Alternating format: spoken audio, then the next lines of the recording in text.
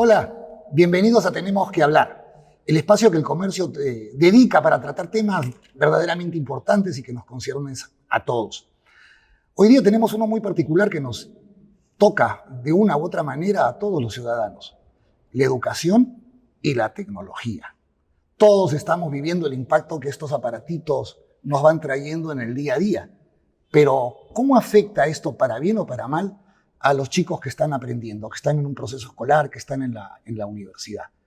¿Van a ser un aliado? ¿Pueden ser un enemigo? ¿Cómo tenemos que potenciar las facilidades que se nos ofrecen ahora en materia educativa? ¿Y qué recaudos tenemos que tomar para evitar las cosas malas que también podrían implicar? Y para hablar de este tema que nos concierne de verdad a todos los ciudadanos, están con nosotros personas que dominan este tema. Pamela, bienvenida a la sede institucional del comercio y tradicional. Muy grato tenerte con nosotros. Gracias, contentísima de estar aquí con ustedes el día de hoy. Maite es colaboradora nuestra de hace mucho tiempo, siempre metida en los temas de innovación, de tecnología y también de educación. Muy grato que estés acá. Igual, muchas gracias, Mario. Jorge Morante, él es gerente director de Corporación Educativa de nivel A. Bienvenido, Jorge, un gusto tenerte. Gracias por la invitación. Y Paul Neira, bienvenido, Paul. Gracias. Muy bueno tenerte acá y esperamos los aportes de todos ustedes con un ánimo que sea constructivo, un ánimo de generar aportes que, como decía en la previa, aspiramos que quienes vienen desarrollando los planes de gobierno pues puedan incluir temas tan sensibles como los que vamos a tratar acá. Maite, tú primero, ¿qué hacemos con la tecnología y la educación? Wow. Bueno, antes que nada, agradecerte por el espacio, Mario, y súper monstruo estar con Paul, con Pamela, con Jorge, porque todos habíamos dicho al comienzo que nos conocíamos y creo que a todos nos preocupa el impacto que tiene la tecnología más allá de lo que la gente cree, ¿no? Yo creo que la tecnología llegó, ahora estamos hablando de la inteligencia artificial en el tema de la educación, y yo creo que el gran desafío es cómo es que descubrimos que no solamente se trata de un instrumento, que no es solamente una herramienta, sino que estos dispositivos, estos softwares ya deben integrarse al proceso mismo de cómo aprendemos. Entonces, en verdad, la tecnología no es solamente el uso del instrumento, o deberíamos verlo como una cuestión funcional, sino que detrás de esto ya se están asumiendo nuevos comportamientos, nuevas culturas, nuevas maneras de adaptarse a las situaciones y obviamente habilidades. ¿Qué hacemos con la educación y la tecnología? Hay que plantear una nueva manera de aprender. Eso es lo que tenemos que hacer. Justo recordaba a propósito de este encuentro a Eduardo Zapata, un maestro universitario en la Universidad de Lima, que tuve el agrado de conocer y con quien compartimos muchas cosas. Y él con Juan Biondi desarrollaron pues toda una teoría que iba de cómo el cerebro humano fue condicionándose en función de la oralidad, de la escribalidad, y ahora de la electronalidad. ¿Está cambiando nuestros cerebros? Yo pienso que sí. Por ejemplo, ya casi no escribimos, ¿no? Ahora, con el uso del ChatGPT se ha producido un fenómeno curioso, que es que estamos volviendo a capacidades que antes no teníamos. Para empezar, estamos preguntando. Cuando tú te relacionas con una plataforma como el ChatGPT, estoy hablando de lo más trendy, lo más caliente, porque seguramente todo el mundo va a querer saber, vamos a hablar de inteligencia artificial. Cuando tú interactúas con un software conversacional, que es eso es el ChatGPT, tú le preguntas, le tienes que preguntar, porque el error es que mucha gente vea a este tipo de software como Google, en donde le ponen una frase y creen que la ChatGPT les va a responder. No, en verdad lo que tú tienes que hacer es preguntarle. Y el hecho de preguntar, Mario, nos está retrotrayendo a un tipo de filosofía que se extiende a la época de Grecia clásica y la mayéutica, ¿no? Cómo aprendían los filósofos griegos de la mano y se preguntaban.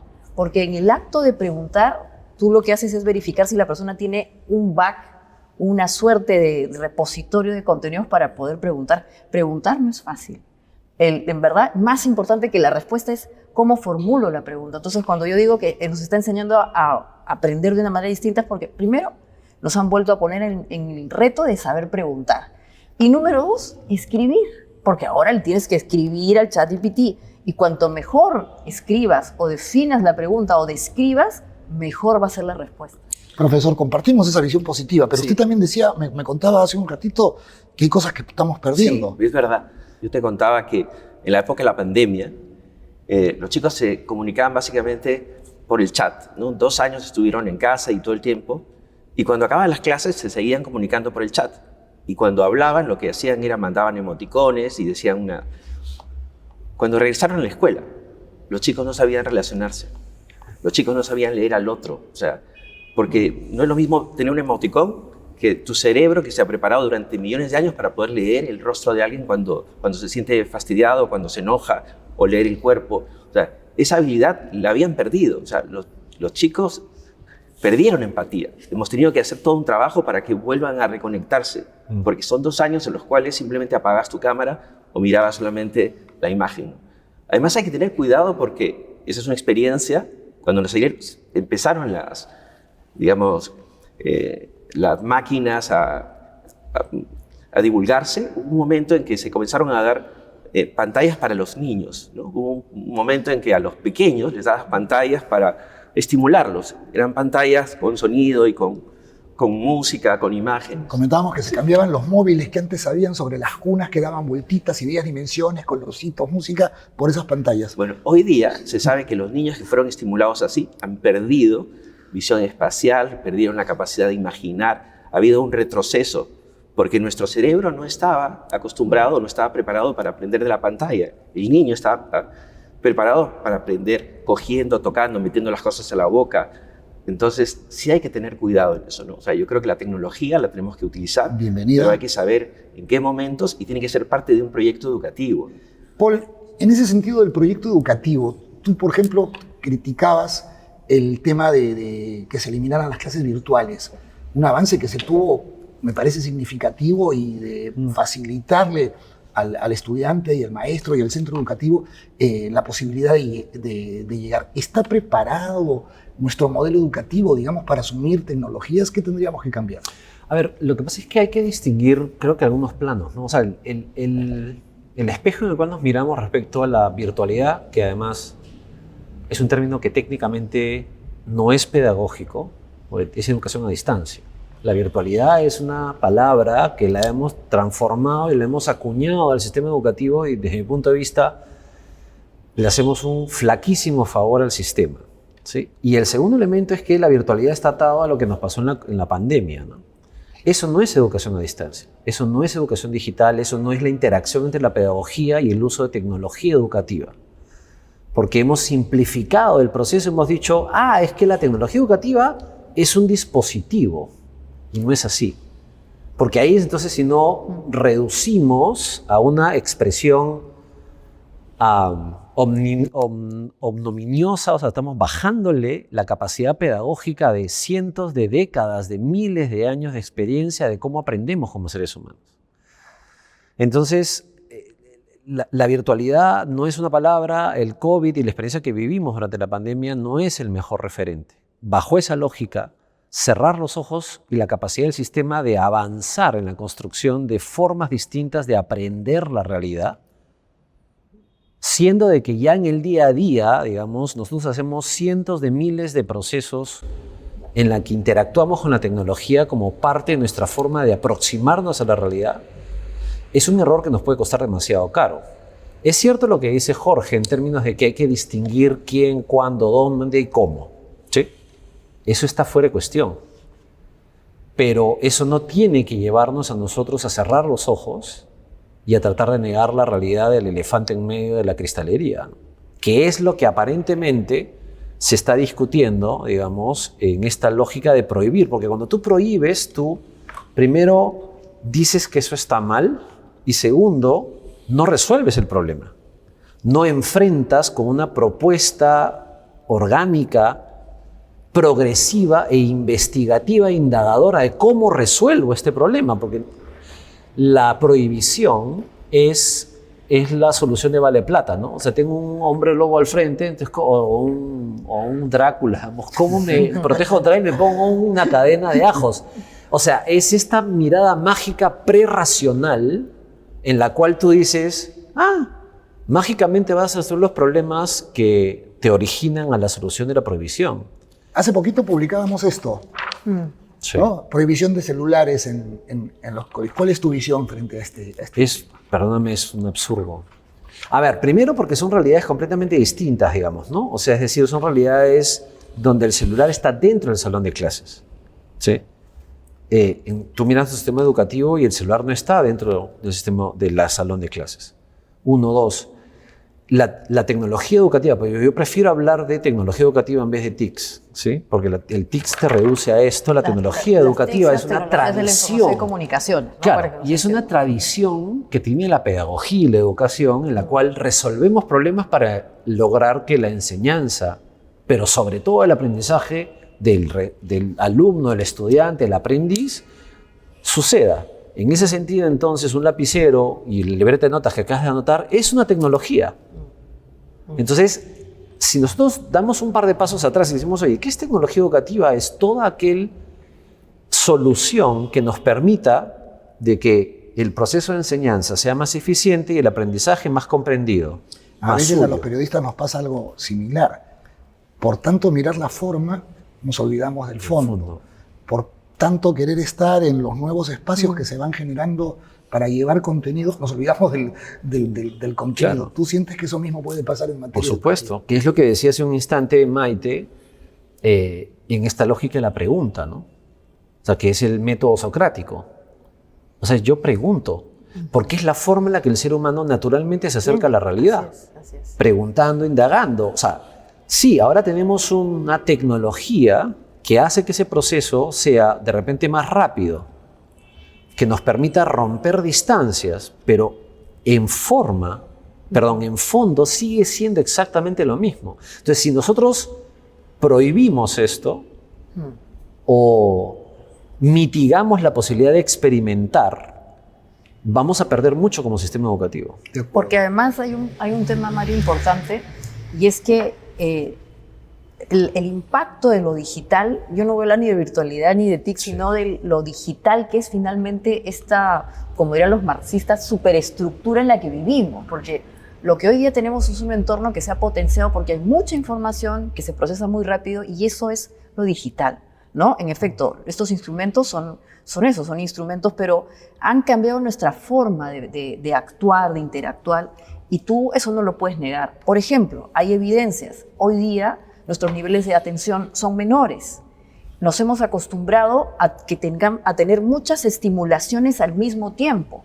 Y eso, a nosotros que ya no somos centennials ni millennials, imagínate a los millennials y centennials. Entonces, cuando estas plataformas tipo TikTok o Instagram te ponen una pantalla que está dividida en 4, es porque las personas que consumen este tipo de contenidos no pueden ver una sola pantalla. Necesitan tener 4 pantallas al mismo tiempo porque su capacidad de atención disminuye, pero al mismo tiempo tienes capacidad de encontrar algunas otras percepciones que nosotros no tenemos. Entonces, cuando tú decías, ¿ha cambiado nuestra forma de pensar? Sí, ha cambiado nuestra forma de interactuar.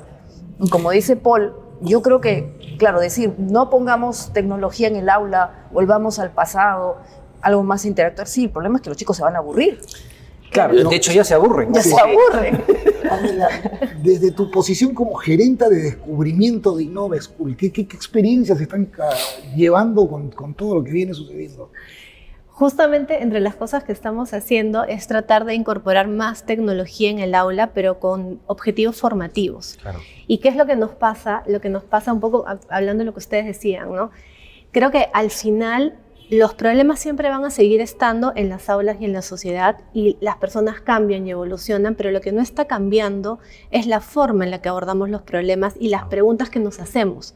Entonces, por ejemplo, ante una disrupción en el aula con un aparato tecnológico, muchas veces nos preguntamos ¿qué hacemos para promover ciudadanía digital? ¿Qué hacemos para promover la conducta?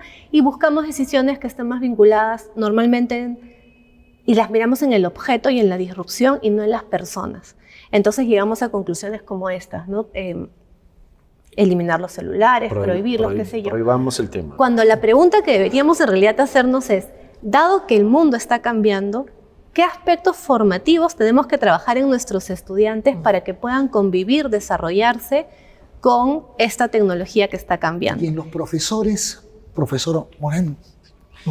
A ver, en principio, sobre el artículo que estaban hablando, yo creo que hay temas que no se deben legislar, sino que debes dar libertad a la escuela para que de alguna forma trabaje. O sea, cuando te metes a legislar, O sea, y le quitas el espacio al director, a la escuela, a la comunidad de organizarse, estás cerrando puertas, estás quitando la posibilidad de avanzar. No solo eso, perdóname Jorge, para que sigas la idea, y es que le quitas la especialidad a la institución que tiene la especialidad. Le quitas el poder, le quitas la autonomía y les quitas la capacidad de indagación. Cuando haces eso, desde arriba, destruyes el tejido del sistema. Entonces, el colegio se convierte en un contenedor donde dejas al chico a las 8 de la mañana y lo recoges a las 3, 4, 1, 2, no importa. Porque si tú le quitas eso a la autoridad, a la autonomía, al especialista, destruyes el tejido. Después te quejas de que no sale bien formado. Perdóname. Aquí hay que tener un poco de consistencia. Además, Paul, no tienen que ser iguales las escuelas. O sea, no tenemos por qué decir que todas las escuelas tienen que ser iguales. Yo sí creo que tiene que haber un espacio para la innovación, para crear modelos disruptivos, para que los chicos vean las cosas de otra manera, ¿no? Con respecto al celular, para empezar, yo no creo que se pueda hablar de el celular en la escuela.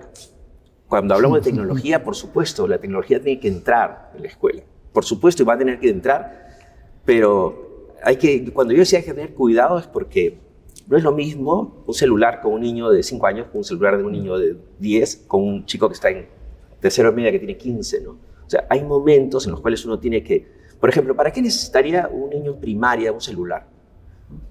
Lo llevan, de pronto en el salón les damos las tablets, para investigar tienen las computadoras, trabajamos con los Chromebooks. En casos personales donde hay papá y mamá divorciados y necesitan comunicarse, que tenga su celular. Pero la idea es que el niño en el recreo salga a correr, jugar. Las pantallas están hechas para crear dopamina, o sea, para generar dopamina en el niño, y la verdad que todo el tiempo te estimulan, ¿no? Entonces hay que darles el celular, pero hay que darles con tiempo, y eso es una cosa de familia. Tienes que saber cuánto tiempo le vas a dar a tu hijo el celular para que juegue, porque tampoco puedes darle el celular como niñera, ¿no? O sea, lamentablemente ha habido un cambio, una época cuando un niño lloraba o pasaba algo, le daban comida. Sí. Come. Y se acostumbraban a que pasaba algo, tenías que comer. Ahora el niño llora algo y le doy la tablet ya. Somos un chupete digital.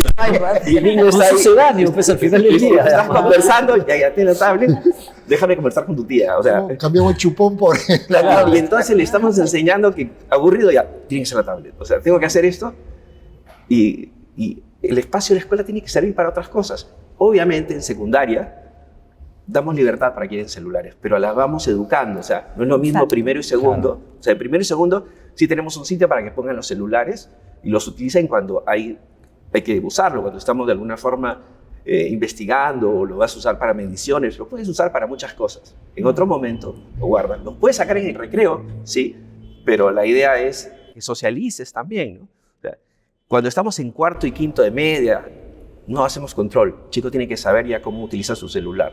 O sea, claro, pero has llevado adelante un proceso. Por supuesto.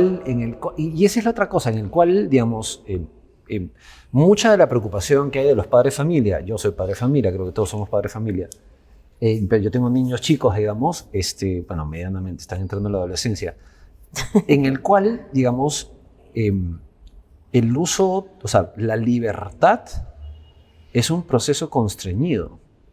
Para yo poder tener más libertad, tengo que ser capaz de entender mis limitaciones, y eso implica una relación con la realidad. Entonces, si yo me deslizo suavemente, porque es un proceso muy suave en el cual convierto este aparato en un chupón digital, digamos, para poder hacer la imagen que decía Jorge, al final yo estoy constreñido, o sea, no lo estoy educando en la libertad, en la capacidad de decidir, y que viene con el tema de la dopamina, es decir, el control de uno mismo con todo. Sí. El saber de que hay un sistema más allá, que hay unas leyes, hay un proceso en el cual yo tengo que respetar, y no soy dueño y no obtengo automáticamente respuesta frente a ello, es parte de la educación de la libertad para la vida. Si yo voy por procesos que no tengan una lógica ordenada y pedagógica, voy a destruir la capacidad de personas que el día de mañana no van a ser ciudadanos. Pero es por lo que, perdóname, sí, lo que decía Pamela, ¿no? Y por ejemplo, ya que nos estás también pidiendo que demos sugerencias a quienes vayan a intentar controlar de manera democrática, espero, de manera democrática nuestros destinos. Un tema bien relevante es lo de la ciudadanía digital. Claro. O sea, porque mira, esto es bien interesante, ¿no? Políticamente. Derecho a Internet, que la brecha digital, ponme Internet. Que ya mundo, salió en, ¿no es cierto? en la elección anterior. Claro, o sea, Internet gratis para todos, que no sé qué, ya, dame. Es un derecho humano. Derecho, bacán, pero el derecho no está vacío. Detrás del derecho hay obligaciones, hay responsabilidades. Y esas obligaciones y responsabilidades implican a los cuidadores, a los papás, pero también a los mismos niños. Entonces acá es bien interesante, porque cuando tú a un niño le hablas de deberes y derechos ciudadanos, también le tienes que decir, respecto del control de estos dispositivos, tenemos que tener disciplina. Wow. No siempre voy a tener que usarlo. ¿Qué es lo que estoy compartiendo? ¿Cuándo lo comparto? Esto que tú ¿Cuáles llamas... son las consecuencias de compartir? Así es. Porque no se borra. Porque además, Mario, Tu historia queda ahí para Por siempre. supuesto. y hay algo que tal vez no nos damos cuenta, pero esto es un gran poder. Esto es mucho poder. Entonces, este tremendo poder hay que saber administrarlo. Imagínate si se lo vas a dar a un chico que no sabe ni siquiera qué quiere hacer con su vida o que no sabe autorregularse. Entonces, la consecuencia de la tecnología para nosotros como humanidad es aprender a autorregular. Y distinguir lo verdadero de lo falso, que también esa es una exposición a un peligro permanente. La cantidad de información falsa Claro. que además se comparte es terrible. Mira, Solo que quería Perdón. terminar de completar la idea, porque lo que yo decía, que había también que reforzar a la familia, a los padres. O sea, un padre tiene todo el derecho a decirle, no, hijo, a ti te compraré el celular cuando cumplas 12 años. Y los papás vienen y dicen, no, pero los demás tienen. Presión estás social. pidiendo. Pues es tu hijo, tú tienes que formarlo, y si tú crees en eso, hay que ser consecuente, ¿no? Es importante, porque no podemos abdicar de nuestra responsabilidad de ser padres. Y en esa formación vas a tener que chocar a veces con algunas cosas que los demás quieren o no quieren, pero tú estás formando a tu hijo, y eso hay que respetarlo. Pamela. Sí, yo quería justo agregar sobre eso, que volviendo al tema que yo decía, asunto de nos hacemos de nuevo las preguntas, ¿no? Entonces, ¿cuál es realmente el rol de la escuela y cuáles son esas competencias que hoy son claves para los niños? Y ahí sale el tema del pensamiento crítico, la autorregulación, las habilidades socioemocionales. Si nosotros hacemos las preguntas de fondo, cuando incorporamos tecnología y usamos tecnología, esas preguntas de fondo nos van a ayudar justamente a una incorporación sana, a una incorporación con derechos y deberes, a una incorporación donde el estudiante sabe tomar decisiones, se sabe autorregular. Y ahí tenemos un reto en las escuelas, que es el poder relacionarnos y poder de alguna manera hacerlo de manera coherente y alineada con las familias. Porque yo puedo entender cuando un padre familiar, puedo usarlo como chupón, digamos, ¿no? Puedo entender la situación en la que está, pero ¿cómo lo ayudo a que tenga otras alternativas para que lo que pasa en casa sea coherente con el trabajo que pasa en la escuela y así juntos formar mejores ciudadanos? Y claro, yo después de esto miro el currículo nacional y miro la legislación y digo, ¿qué podemos hacer para movilizarnos hacia ese camino? Los africanos tienen un dicho, para educar a un niño se necesita toda una tribu. Por supuesto. Yo siempre digo, para educar a un niño ahora necesitamos a toda una sociedad que se una, que tenga planes en conjunto, ¿no? En la escuela necesitas a la comunidad. Yo siempre digo, el niño ya no aprende solo del maestro, aprende del maestro, aprende de su padre, aprende del compañero de clase, aprende indirectamente del papá del compañero de clase, aprende de los entornos donde sus compañeros de alguna manera participan. Entonces tenemos que crear un ecosistema positivo para la educación y también seguro. Entonces sí hay que involucrar a los padres en la educación. Yo siempre digo, bueno, cuando están en la escuela nosotros estamos mirando por los niños, pero cuando salen de la escuela y van a tener sus chats y van a estar, es ahí donde yo necesito que el padre también participe. O sea, tú tienes que, si le has dado una herramienta a tu hijo, tienes que estar pendiente de lo que pasa, porque de alguna manera tenemos que cuidar no solamente a mi hijo, sino a mi compañero de mi hijo. Claro, y si pasa algo, tengo que llamar a mamá, decirle, mira lo que está pasando, ¿no? Yo quisiera mencionar un par de cosas al respecto de lo que está diciendo Jorge y conectando puntos, digamos, ¿no? Primero, somos 8.000 millones de seres humanos en el planeta. Hay 5.500 millones de celulares, ¿sí? Y el rango de obsolescencia de estos celulares se mueve entre 2018 y 2019. O sea, son celulares que tienen ese poder computacional que antes tenías que tener espacios como este para hacer la mitad de lo que hace en medio segundo este aparato. Pero el segundo elemento, digamos, que me parece relevante aquí, tiene que ver con que ¿para qué lo usan los estudiantes? Primera pregunta. Segunda pregunta es, ¿dónde es que la escuela o el colegio o la institución educativa se convierte en aburrida para el estudiante? Porque son preguntas claves, ¿correcto? Sí. Entonces, ¿dónde se hace relevante esta discusión? Es cuando tú le preguntas al estudiante, ¿qué sabes hacer con la tecnología? ¿Sabe consumir? ¿Sabe compartir? Muy pocos de ellos crean y muy pocos de ellos son capaces de generar nuevas cosas con el uso de la tecnología, que es lo que te permite crecer como sociedad, crecer como humanidad.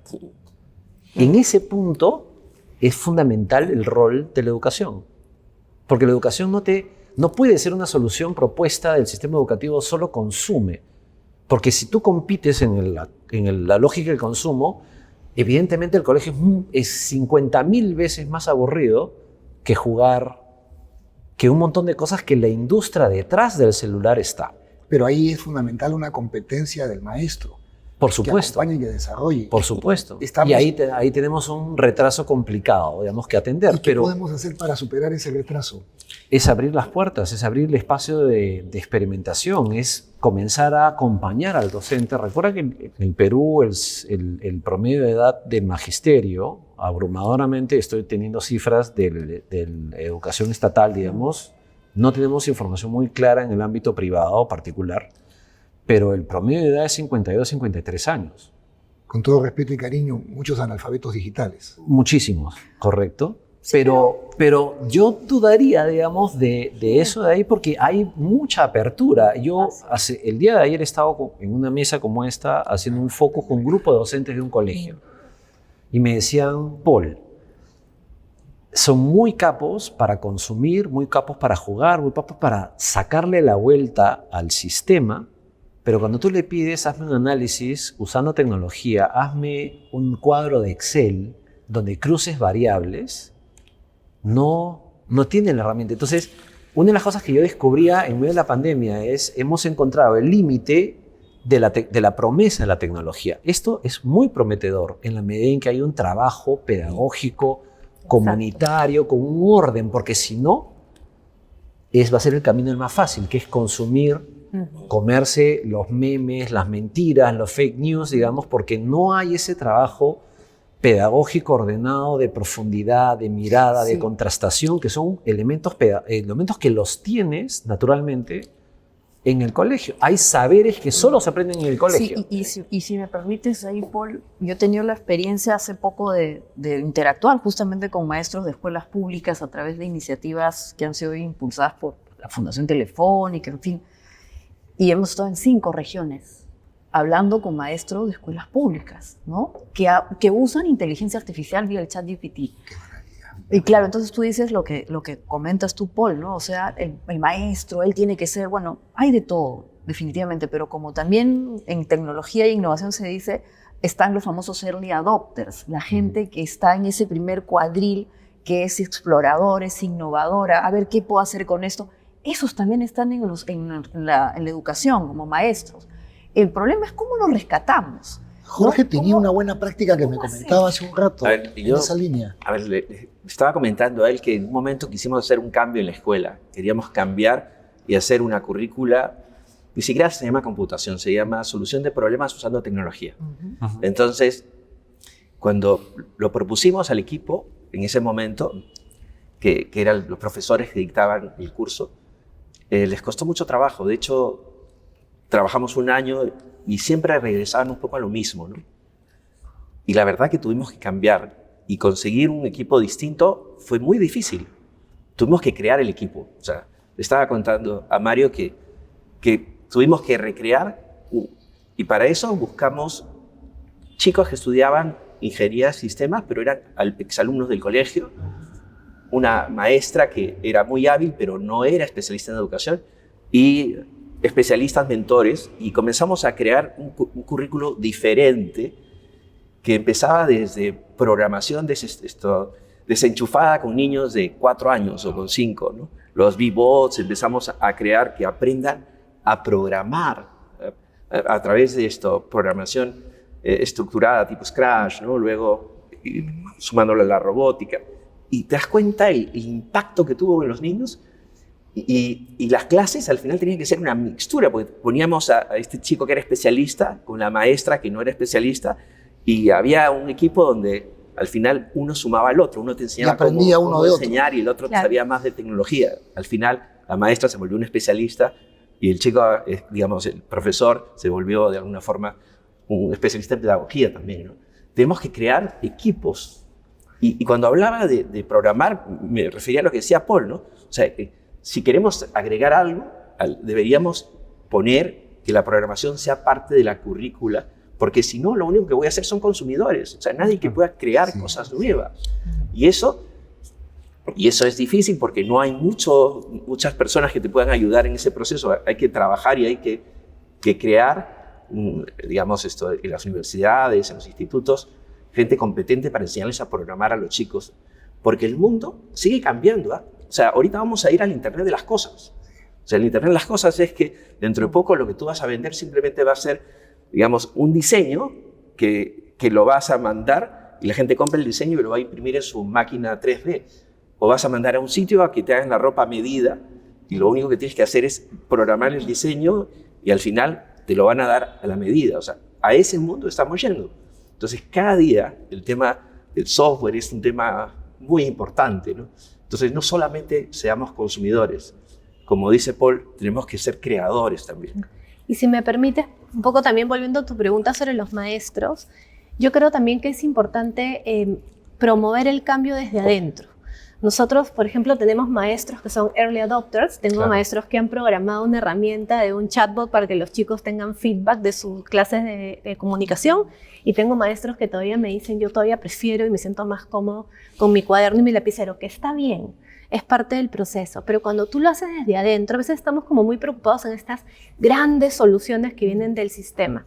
Nosotros, por ejemplo, tenemos ahorita una iniciativa que tenemos dentro de algunas escuelas, porque todavía la estamos piloteando, lo que hemos llamado tecamautas. Tecamautas son docentes nuestros que les gusta mucho la tecnología y que con nuestro soporte y apoyo los estamos aún formando y fortaleciendo más. Hemos aprendido mucho de ellos. Ellos nos han puesto herramientas sobre la mesa y nosotros también les hemos traído herramientas y cuando nos han dicho quiero saber más sobre esto, les hemos ayudado. ¿Y qué es lo que hacen ellos en las escuelas?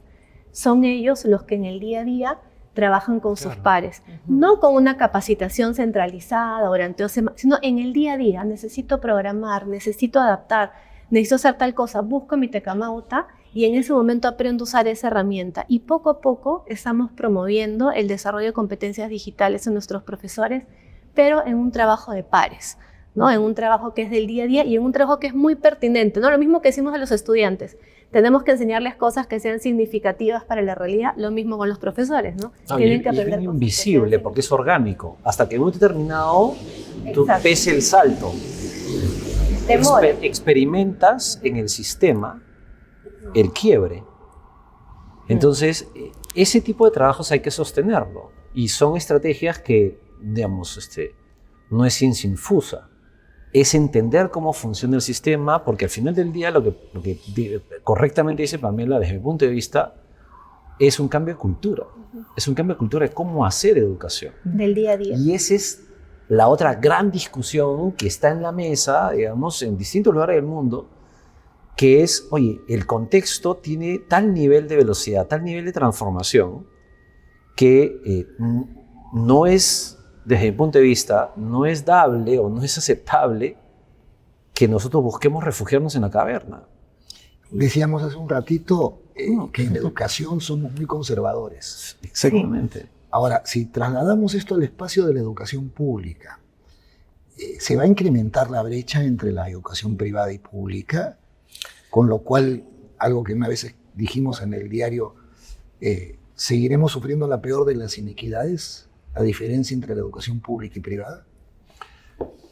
Mira, es una pregunta difícil de responder porque no hay solución simple a tu pregunta. Esa es la primera cosa. Pero es bien interesante porque yo estaba justo revisando una investigación que acaba de salir ahorita hace unas 2 o 3 semanas en España de un estudio que han hecho en Europa. Y una de las cosas que que plantea me parece muy lógico. ¿Sí? Y vamos a tener que convivir, o sea, vamos a tener que, creo yo, convivir con este proceso en el cual la tecnología efectivamente genera procesos de desigualdad y de inequidad. Eso es, no podemos negarlo. El escenario alterno es cerrar los ojos y, como decía, este pensamiento mágico de que cerremos los ojos y no va a pasar nada. Todo se arregla. ¿No? O sea, todo se va a arreglar. No, mentira.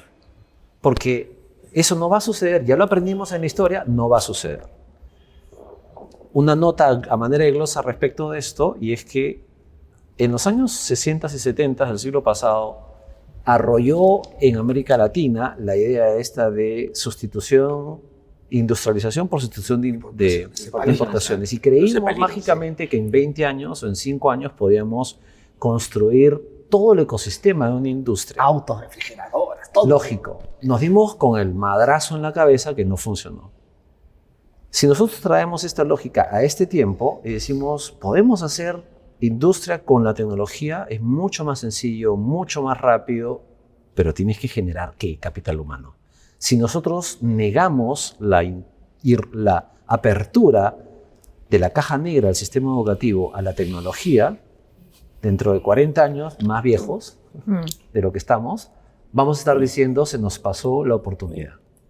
Yo creo que hay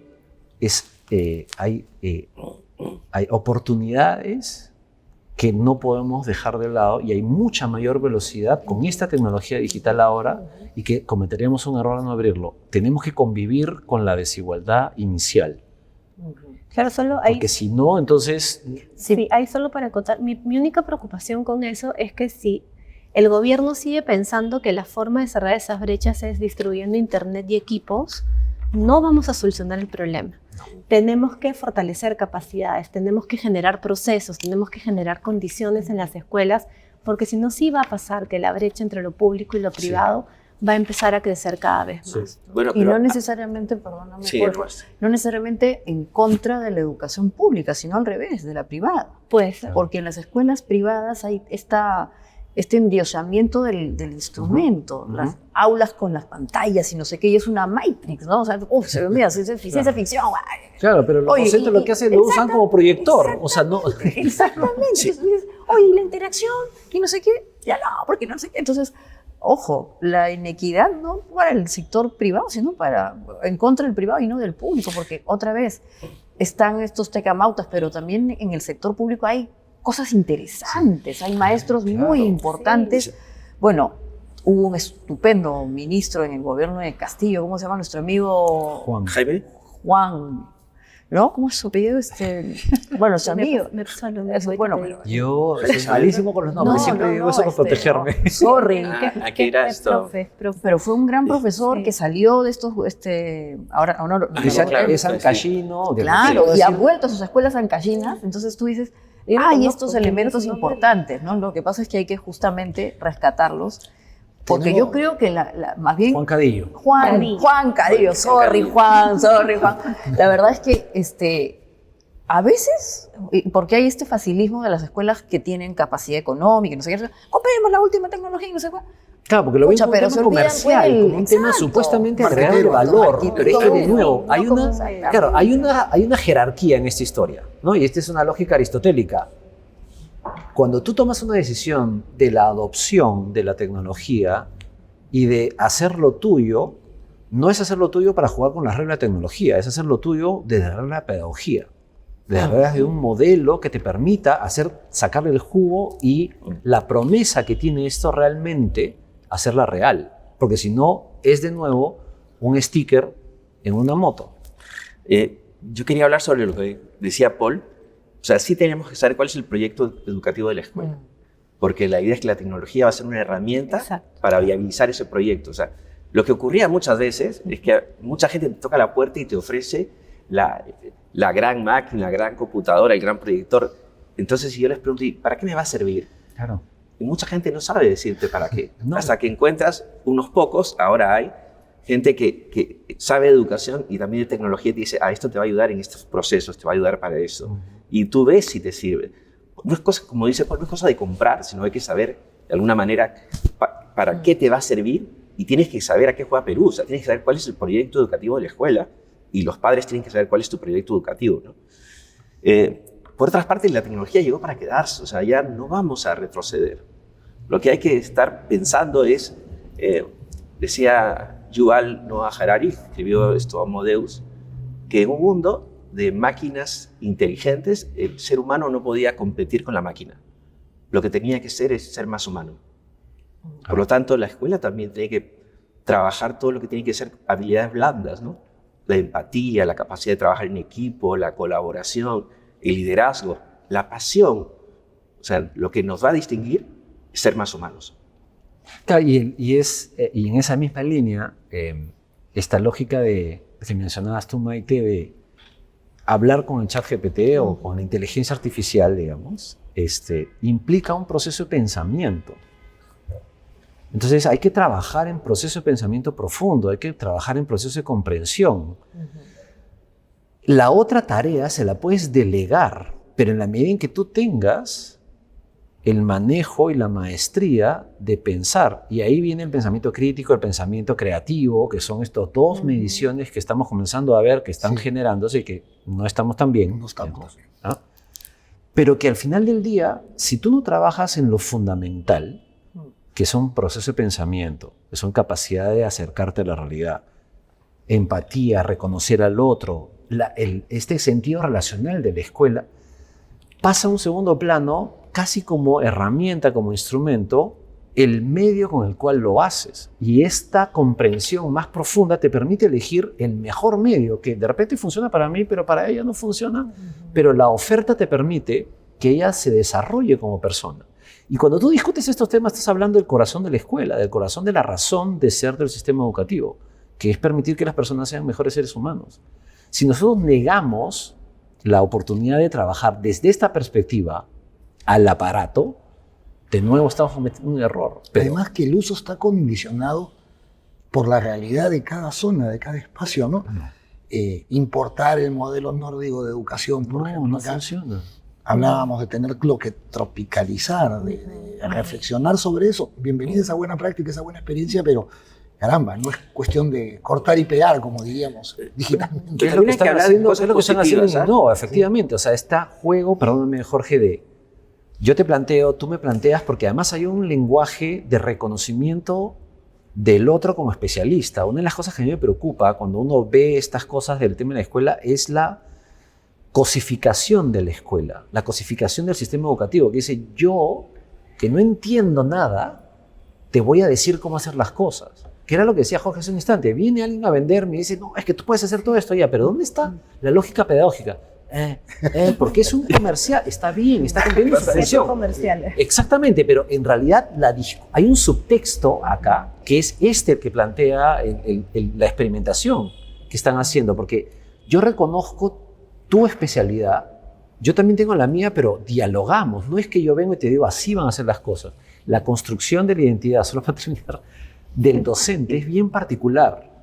El docente se hace, construye su identidad más profunda en el hacer pedagógico. Entonces, si tú viene alguien de fuera y te dice, lo que estabas haciendo está mal, me estás cuestionando a mí como docente. Y ahí hay un juego psicopedagógico espiritual, digamos, en el cual el docente dice, un momentito, hay que cuidar mucho el proceso, porque si no, entonces perdemos la oportunidad y las consecuencias para el país de no subirnos este elemento y no discutir esta cuestión. Celebro en verdad que el comercio esté impulsando este elemento, pueden ser descomunales de una realidad muy compleja para enfrentar para las siguientes generaciones si no lo hacemos. Yo quería rescatar algo positivo también, ¿no? Yo he visto, por ejemplo, ahora que el CONCITEC está ayudando a los clubes de ciencias. Entonces no se puede hacer masivamente, pero está dándoles laboratorios de STEM para que los chicos puedan trabajar y los está apoyando, ¿no? A veces no se puede con todos. Es apoyo a docentes. No, son para los alumnos. O sea, son clubes de ciencias, donde los chicos que son destacados, los que participan. Ahora, el CONCITEC hace no mucho, acaba de darles laboratorios de STEM para que hagan tecnología, ciencia, matemáticas, ingeniería, para que puedan trabajar ellos. me parece bien, es un acercamiento, pero es un acercamiento a partir de lo que ellos están buscando, ¿no? Es un punto de partida. No te digo que sea toda la escuela, pero por lo menos hay que rescatar esa experiencia para poder, de alguna forma, compartirla, ¿no? Sí, y en ese sentido también rescatar que cuando tú incorporas tecnología en la escuela, en el aula, con sentido, con una comunidad, con soporte formativo, de manera, digamos, lógica, incluso puedes lograr cosas que antes no podíamos, como la personalización del aprendizaje, ¿no? Entonces, que es súper importante para potenciar a los chicos, porque estamos en un mundo en el que la competencia y los estímulos que existen son mucho mayores a los que habían hace 40 o 50 años, ¿no? Entonces, los chicos tienen que poder tener una oportunidad de aprender en la medida, pero también aprender en las condiciones del contexto y del grupo. O sea, no me refiero a que cada uno tiene su propia ruta, aunque hoy hay una escuela en Londres que plantea, no sé si han visto, eso, que también es otra discusión, creo yo, que acá se podría abrir un debate grande, pero hay mucho en la tecnología que nos podría ayudar a cerrar brechas de aprendizaje, que nos podría ayudar a poder nivelar a los estudiantes, que nos podría ayudar a llegar mucho más lejos, que nos podría ayudar a que nuestros estudiantes a nivel nacional puedan estar a un nivel competitivo de otros países. Ya no podemos solo mirarnos como Perú. Ahora, ¿no? tratando de ya aterrizar todo lo que hemos estado diciendo acá. Diciéndole a los ciudadanos, oigan, se nos vienen elecciones, ¿no? Cuando lleguemos a revisar el plan de gobierno, cosa que todos deberíamos hacer, y lleguemos al capítulo de educación, desde la perspectiva de ustedes, ¿qué no debería de faltar y por qué temas no deberíamos dejarnos seducir? Pamela, a ver, tú primero, por favor. Yo creo que no deberíamos dejarnos seducir por todo lo que sea ofrecimiento de cosas que son fines, que los ponen como fines en sí mismos, sino herramientas, ¿no? Más libros, más pistas, más. Creo que eso nos puede distraer, ¿no? ¿Qué nos debería encantar? Procesos que para mí hay como dos grandes cosas, que revaloricen la carrera docente, que pongan al docente en el centro, que le den al docente su lugar, la fortaleza, porque es, al final, en el día a día, es él el que está con el estudiante. Y cosas que tengan que ver con revisar o remirar la propuesta educativa. Un currículo más moderno, más actualizado. Creo que así en sencillo serían mis dos cositas. Paul. Yo plantearía varios temas en realidad. Perdónenme. Dale, este es el momento.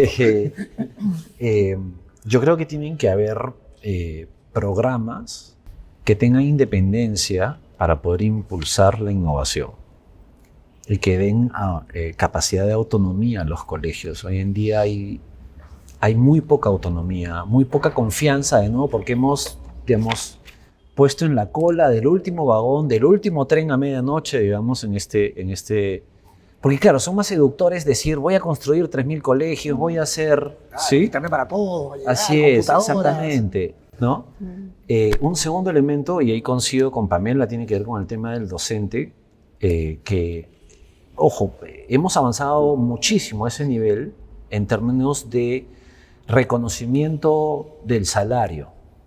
Cuando tú miras al SUTEP, digamos, que está totalmente comprometido, y eso es un saludo correcto, digamos, del gremio, con la evaluación y la meritocracia, porque claro, ya se ha cubierto la lógica del sueldo, pero ahora viene lo fundamental, que es la pelea más importante, que no es solo un docente bien pagado, sino un docente competente, un docente bien formado y un docente con espacio para poder avanzar. Y eso viene atado al primer punto que te decía del programa, que es que si no hay esta protección para que, entre comillas, el docente, entre comillas, pierda tiempo en profundizar, no vamos a tener los aprendices que necesitamos para enfrentar el mundo del mañana.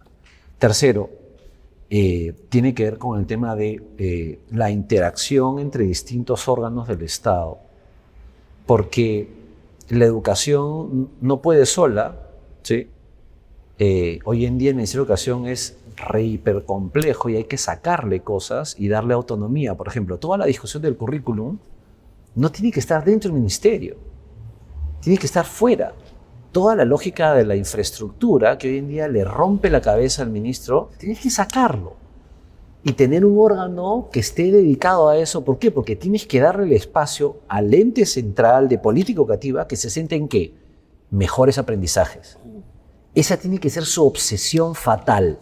Si lo tienes al tipo con el cerebro partido en 50 pedazos para ver infraestructura, ver el tema de recursos educativos, ver el tema del currículum, no vas a poder focalizarte. Claro, va a perder poder, Sí. pero vas a ganar en profundidad. Eso es lo que necesitamos. Y dar espacio para que esto suceda. Excelente. Maite. Bueno, yo ahí coincido con ustedes, pero yo creo que yo me enfocaría, si fuese un elector, aún yo no tengo hijos, pero igual, como viendo como ciudadano el tema, primero en cómo es que estamos haciendo este link entre las escuelas primarias y secundarias y el mercado laboral. Porque ahí hay un gran problema que tenemos y todavía no hemos logrado hacer esa pasarela de empleabilidad. Eso hace que, por ejemplo, tengamos demasiados profesionales en un sector y muy pocos en otro, y peor, no los estamos preparando justamente para esos nuevos escenarios que se están viniendo, donde la inteligencia artificial, ya se ha dicho, el Fondo Económico Mundial lo ha dicho, por lo menos el 50% de los empleos que hoy conocemos van a desaparecer, no en 10 años, en 1 año y medio.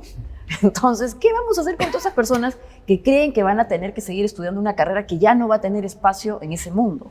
¿Qué va a pasar con esas universidades? Porque esas universidades no empiezan a replantearse la forma en que están planteando currículos para que alguien se vuelva empleable, ¿no? Entonces, la educación, en efecto, hagamos buenas personas, pero también vayamos pensando en la parte productiva, porque lamentablemente no nos podemos salir de nuestro contexto. El Perú es una economía de ingresos medios y lamentablemente hoy día más pobre.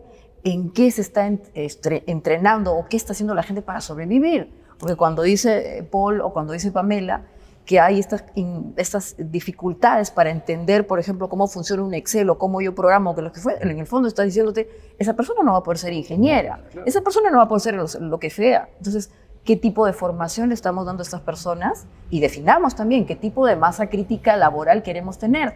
Porque por ahí que no necesitamos tener muchos universitarios, sino más bien carreras de mando medio al estilo de Alemania, en donde obviamente ganan más rápido un puesto en el trabajo y generan otra masa crítica. Entonces, esa pasarela entre la educación básica y la empleabilidad es algo que tenemos que pensar ya. El otro tema, las capacidades, ¿no? Lo que han comentado acá, que también creo que es bien importante. Yo que vengo del mundo de la tecnología y la innovación, creo que tenemos que volver a hacer parar y volver a las cosas básicas. Este asunto del pensamiento crítico es fundamental. Pues creativo. Fundamental. Y pensamiento crítico en el sentido en que yo tenga la capacidad de, un minuto, esto a lo que me estoy enfrentando, ¿para qué lo estoy consumiendo? ¿Me va a servir? ¿No me va a servir? ¿Es basura o no es basura? O sea, ese nivel de raciocinio tengo que entrar desde pequeño y obviamente incluso hasta en la universidad, porque hoy, lamentablemente, la promesa de las redes sociales y el internet está generando mucha basura. Y el problema es que ante esa basura no tenemos la capacidad de decir, oye, es basura. Y a esos papás que vean que en las próximas, en las currículas se va a empezar también a implementar otro elemento que es importantísimo y es la nueva alfabetización digital.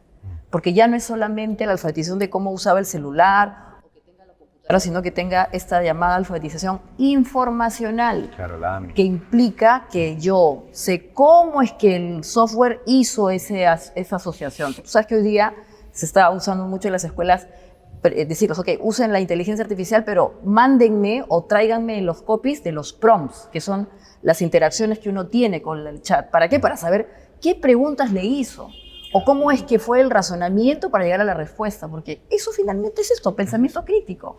Entonces, ¿qué cosa pediría yo? Otra vez, empleabilidad, las capacidades básicas y al costadito la alfabetización informacional, porque si no vamos a terminar siendo ahora que está tan caliente el tema de la polarización, nos vamos a terminar polarizando y matando. Sí, es. Gracias, Maite. Jorge. Hay que pensar en que no es una tarea de un partido político, es una tarea de todos. Deberíamos, en principio, llegar a acuerdos que vayan más allá de un solo gobierno. O sea, para conseguir resultados importantes, deberíamos tener un plan de mediano plazo que se vaya cumpliendo, ¿no? En algún momento se planteó algo que al final se terminó poniendo de costado, pero eso deberíamos marcarlo como premisa, ¿no? Lo que pasó en Finlandia fue que se pusieron todos de acuerdo y comenzaron a trabajar en una dirección. Y esa dirección no se cambiaba porque cambiaba el partido, sino que era una dirección planteada como sociedad o como Alguna comunidad. vez soñamos en tener algo parecido al BCR en materia educativa, ¿no? Por supuesto que que trascienda a los gobiernos, que, Exacto. Que es estable. Exacto. Ahora, sí creo yo en los programas de mediano, corto y plazo inmediato, ¿no? Porque a veces prometen mucho y ¿cómo se va a conseguir esto? O sea, yo sí creo que dentro de la promesa debería haber cómo lo voy a conseguir. Y hay cosas que se pueden conseguir a corto plazo sin demasiado presupuesto, ¿no? El otro día hablábamos del CADE y decían, o bueno, escuchábamos el CADE que decían, a veces con cambiar la forma en que ponen las carpetas, ya estás haciendo un cambio. O sea, no el profesor adelante con todos los chicos mirando, sino que las carpetas puestas en mesas y comenzando a trabajar de manera colaborativa y como equipo. O sea, desde ese punto de vista son cambios que no cuestan mucho, pero sí de alguna forma marcan un poco la dirección, ¿no? Sí creo en la autonomía de la educación. Creo que las escuelas tienen que tener autonomía, tienen que tener la posibilidad de innovar, sino de dónde nace la experimentación, dónde aprendemos. De la libertad. Tenemos que colaborar, o sea, no estamos compitiendo. O sea, la escuela pública y la escuela privada tenemos que, de alguna forma, ayudarnos. ¿Por qué no es posible de que las escuelas privadas colaboren con algún tipo de incentivo con una escuela pública y ayuden al desarrollo de ella y podamos trabajar en conjunto, ¿no? O sea, eso es algo que se podría dar. Creo que el Estado a veces no se da cuenta también del aporte de la escuela privada. O sea, realmente la escuela privada agrega como un 3% de gasto en educación en el PBI. O sea, realmente la escuela privada está haciendo un montón de trabajo que si el Estado esto lo tuviese que hacer, el presupuesto sería mucho más. Y en lugar de ayudar a la escuela privada, creo que muchas veces la legisla o está detrás de ella cuando todos vamos en la misma dirección. Todos queremos una mejor educación para los peruanos. Bueno, no me queda sino de verdad agradecerles muchísimo. Creo que ha sido una mesa muy dinámica y que ha generado muchísimo aporte. Y aquí en Tenemos que hablar, pues nos vemos pronto. Muchísimas gracias.